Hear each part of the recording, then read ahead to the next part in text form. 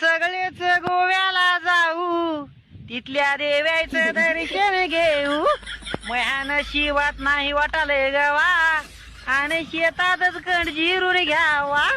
अहो खरं म्हणालो सोयरे हो, मग कंडिशन लय अवघड हाय हो. थोडी विनोदी अंगानं जरी हा व्हिडिओ बनवला असला तरी हे वास्तव आहे.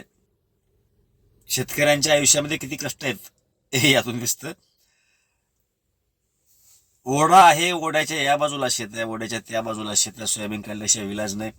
जे काही पिकलं असेल ते तरी आपल्या पदरामध्ये पाडून घेतल्याशिवाय विलाज नाही. कारण अतिशय तुटपुंजी अशी मदत सरकारनं केलेली आहे. यावेळेस मदत केली आहे ठीक आहे, पण सरकार मदत करलं अशातला भाग नाही आणि सरकारच्या मदतीने काय होणार नाही, फार मोठा काय फरक पडणार नाही.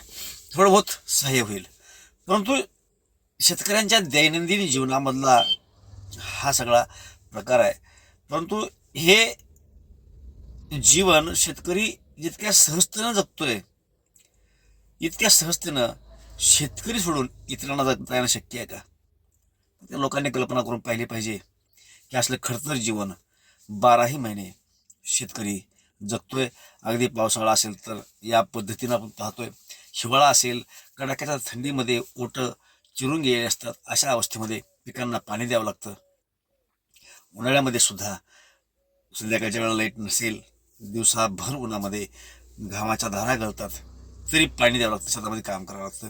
इतके कष्ट करून त्याचा जो मोबदला आहे तो मात्र नगण्य मिळतो, याचं दुःख आहे.